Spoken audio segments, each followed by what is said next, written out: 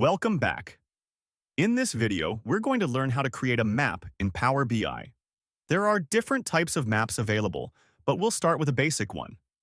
To create a map, you'll need some geographical data, such as country, state, city, postal code, latitude, longitude, or even airport codes.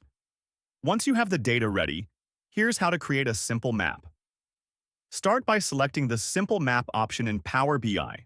Drag the column with the state or province names into the Location field. You'll now see a map of the United States and Canada, with small bubbles placed over each state. These bubbles represent specific data points for the corresponding states. Next, take your sales data and drag it into the Bubble Size field. When you do this, you'll notice that the bubbles automatically adjust in size. Larger bubbles indicate higher sales, while smaller ones represent lower sales. If you hover your mouse over a large bubble, you'll see the exact sales amount for that state, and smaller bubbles will show lower sales amounts. You can also add a region field to the map's legend. This will color code the regions so you can visually distinguish areas like Atlantic, Gulf, Interior, and Pacific. The region names will appear in a color guide at the top left corner of the map. And that's it. Creating maps in Power BI is straightforward and effective for visualizing geographical data. Sometimes you might face an error when dragging and dropping a column for maps. The column names should be clear, like country, state, city, or postal code. If the names are unusual, like naming a state column State 45, the map might not work properly. To fix this, select the column.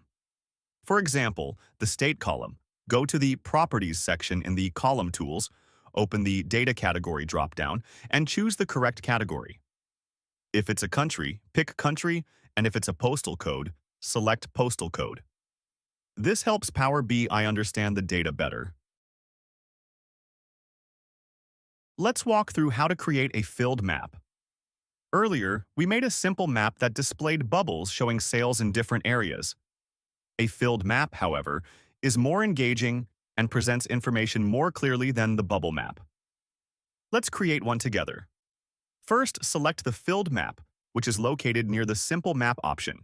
You'll be using the same fields as before. Drag the State field into the Location section and then drag Profit into the Legend section. Now, when you look at the map, you'll see that the states are colored differently based on the profit values. If you feel this doesn't suit your presentation, try switching Profit with Region. Now, you'll see 4 distinct regions highlighted in different colors. When you hover over any area on the map, it will show the state and region name. If you also want to display the profit for each state and region, drag the Profit field into the Tooltip section. Now, when you move your cursor over the map, you'll easily see the name of the state, the region, and the profit associated with it. Let's see how to create a map with pie charts. Imagine combining 2 powerful visual elements, a map and a pie chart, to present complex data clearly and insightfully. Start by selecting a simple map. Drag the state information into the Location field. Next, drag region data into the Legend field. You can see the states are divided into 4 different regions. To make the visualization more prominent, we adjust the size of the bubbles. This is done by accessing the Format settings, selecting Bubbles, and increasing their size. Bigger bubbles allow for easier interpretation and more visibility. That is particularly useful when comparing data across multiple regions. Now, to show product demand, we can add another layer of information. By dragging product data into the Legend field, we transform these bubbles into pie charts. Each slice of the pie represents a different product, and the size of each slice corresponds to its demand within the state. This provides a quick visual breakdown of product demand in different areas. If we want to see not just the demand but also the volume of sales, we can add sales data into the Bubble Size field. With this, the size of the bubble changes according to the sales volume. Larger bubbles indicate higher sales, while smaller bubbles suggest lower sales. This combination of pie charts and bubble sizes helps to compare both product demand and sales across different states. If we remove the sales data, the bubbles will all be the same size, which can still show demand distribution but without sales context. Adding the sales data back adjusts the bubble size, providing a more detailed comparison of both sales and demand.